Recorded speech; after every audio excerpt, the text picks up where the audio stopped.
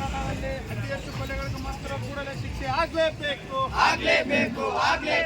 ಜಿಂದಾಬಾದ್ ಜಿಂದಾಬಾದ್ ಜಿಂದಾಬಾದ್. ಧಿಕ್ಕಾರ ಧಿಕ್ಕಾರ. ಸರ್ಕಾರಕ್ಕೆ ಧಿಕ್ಕಾರ.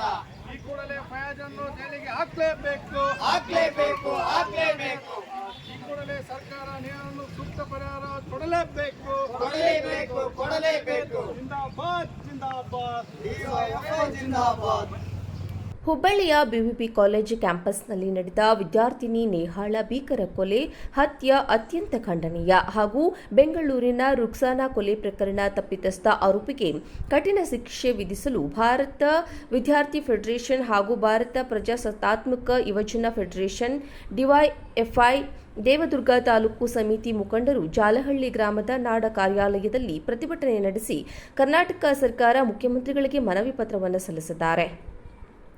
ಮಹಿಳೆಯರ ಮೇಲೆ ದೌರ್ಜನ್ಯ, ಶೋಷಣೆ, ಕೊಲೆಗಳು ದಿನೇ ದಿನೇ ಹೆಚ್ಚುತ್ತಾ ಇದ್ದು, ಮಹಿಳೆಯರಿಗೆ, ವಿದ್ಯಾರ್ಥಿನಿಯರಿಗೆ ಸೂಕ್ತ ಭದ್ರತೆ, ರಕ್ಷಣೆ ಇಲ್ಲದೇ ಇರೋದು ಈ ಘಟನೆಗಳಿಗೆ ಕಾರಣವಾಗಿವೆ.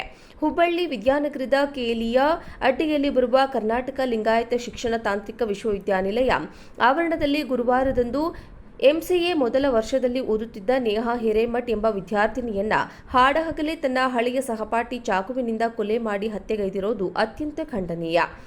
ಸೂಕ್ತ ತನಿಖೆ ನಡೆಸಿ ತಪ್ಪಿತಸ್ಥ ಆರೋಪಿಗೆ ಅತ್ಯಂತ ಕಠಿಣ ಶಿಕ್ಷೆಯನ್ನು ವಿಧಿಸಬೇಕು.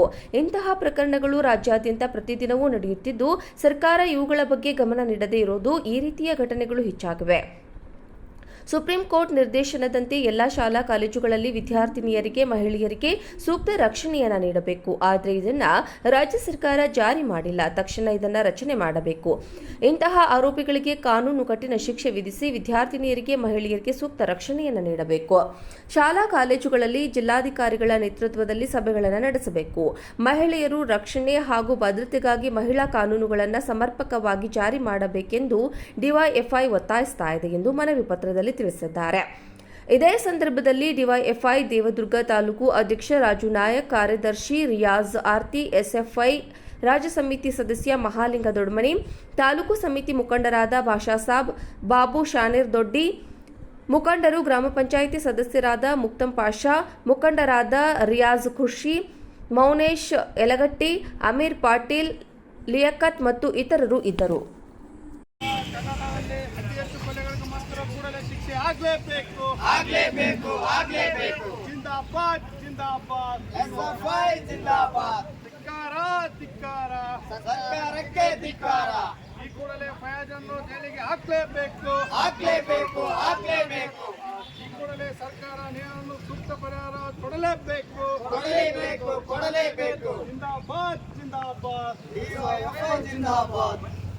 ಹುಬ್ಬಳ್ಳಿಯ ಬಿವಿಪಿ ಕಾಲೇಜ್ ಕ್ಯಾಂಪಸ್ನಲ್ಲಿ ನಡೆದ ವಿದ್ಯಾರ್ಥಿನಿ ನೇಹಾಳ ಭೀಕರ ಕೊಲೆ ಹತ್ಯೆ ಅತ್ಯಂತ ಖಂಡನೀಯ ಹಾಗೂ ಬೆಂಗಳೂರಿನ ರುಕ್ಸಾನಾ ಕೊಲೆ ಪ್ರಕರಣ ತಪ್ಪಿತಸ್ಥ ಆರೋಪಿಗೆ ಕಠಿಣ ಶಿಕ್ಷೆ ವಿಧಿಸಲು ಭಾರತ ವಿದ್ಯಾರ್ಥಿ ಫೆಡರೇಷನ್ ಹಾಗೂ ಭಾರತ ಪ್ರಜಾಸತ್ತಾತ್ಮಕ ಯುವಜನ ಫೆಡರೇಷನ್ ಡಿವೈಎಫ್ಐ ದೇವದುರ್ಗ ತಾಲೂಕು ಸಮಿತಿ ಮುಖಂಡರು ಜಾಲಹಳ್ಳಿ ಗ್ರಾಮದ ನಾಡ ಕಾರ್ಯಾಲಯದಲ್ಲಿ ಪ್ರತಿಭಟನೆ ನಡೆಸಿ ಕರ್ನಾಟಕ ಸರ್ಕಾರ ಮುಖ್ಯಮಂತ್ರಿಗಳಿಗೆ ಮನವಿ ಪತ್ರವನ್ನು ಸಲ್ಲಿಸಿದ್ದಾರೆ.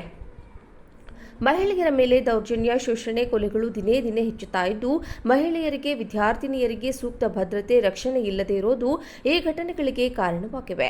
ಹುಬ್ಬಳ್ಳಿ ವಿದ್ಯಾನಗರದ ಕೇಲಿಯ ಅಡ್ಡಿಯಲ್ಲಿ ಬರುವ ಕರ್ನಾಟಕ ಲಿಂಗಾಯತ ಶಿಕ್ಷಣ ತಾಂತ್ರಿಕ ವಿಶ್ವವಿದ್ಯಾನಿಲಯ ಆವರಣದಲ್ಲಿ ಗುರುವಾರದಂದು ಎಂಸಿಎ ಮೊದಲ ವರ್ಷದಲ್ಲಿ ಓದುತ್ತಿದ್ದ ನೇಹಾ ಹಿರೇಮಠ್ ಎಂಬ ವಿದ್ಯಾರ್ಥಿನಿಯನ್ನ ಹಾಡಹಗಲೇ ತನ್ನ ಹಳೆಯ ಸಹಪಾಠಿ ಚಾಕುವಿನಿಂದ ಕೊಲೆ ಮಾಡಿ ಹತ್ಯೆಗೈದಿರುವುದು ಅತ್ಯಂತ ಖಂಡನೀಯ.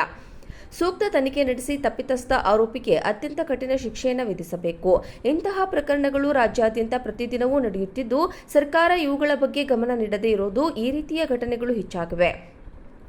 ಸುಪ್ರೀಂ ಕೋರ್ಟ್ ನಿರ್ದೇಶನದಂತೆ ಎಲ್ಲಾ ಶಾಲಾ ಕಾಲೇಜುಗಳಲ್ಲಿ ವಿದ್ಯಾರ್ಥಿನಿಯರಿಗೆ, ಮಹಿಳೆಯರಿಗೆ ಸೂಕ್ತ ರಕ್ಷಣೆಯನ್ನು ನೀಡಬೇಕು. ಆದರೆ ಇದನ್ನ ರಾಜ್ಯ ಸರ್ಕಾರ ಜಾರಿ ಮಾಡಿಲ್ಲ. ತಕ್ಷಣ ಇದನ್ನ ರಚನೆ ಮಾಡಬೇಕು. ಇಂತಹ ಆರೋಪಿಗಳಿಗೆ ಕಾನೂನು ಕಠಿಣ ಶಿಕ್ಷೆ ವಿಧಿಸಿ ವಿದ್ಯಾರ್ಥಿನಿಯರಿಗೆ, ಮಹಿಳೆಯರಿಗೆ ಸೂಕ್ತ ರಕ್ಷಣೆಯನ್ನು ನೀಡಬೇಕು. ಶಾಲಾ ಕಾಲೇಜುಗಳಲ್ಲಿ ಜಿಲ್ಲಾಧಿಕಾರಿಗಳ ನೇತೃತ್ವದಲ್ಲಿ ಸಭೆಗಳನ್ನು ನಡೆಸಬೇಕು. ಮಹಿಳೆಯರು ರಕ್ಷಣೆ ಹಾಗೂ ಭದ್ರತೆಗಾಗಿ ಮಹಿಳಾ ಕಾನೂನುಗಳನ್ನು ಸಮರ್ಪಕವಾಗಿ ಜಾರಿ ಮಾಡಬೇಕೆಂದು ಡಿವೈಎಫ್ಐ ಒತ್ತಾಯಿಸ್ತಾ ಇದೆ ಎಂದು ಮನವಿ ಪತ್ರದಲ್ಲಿ ತಿಳಿಸಿದ್ದಾರೆ.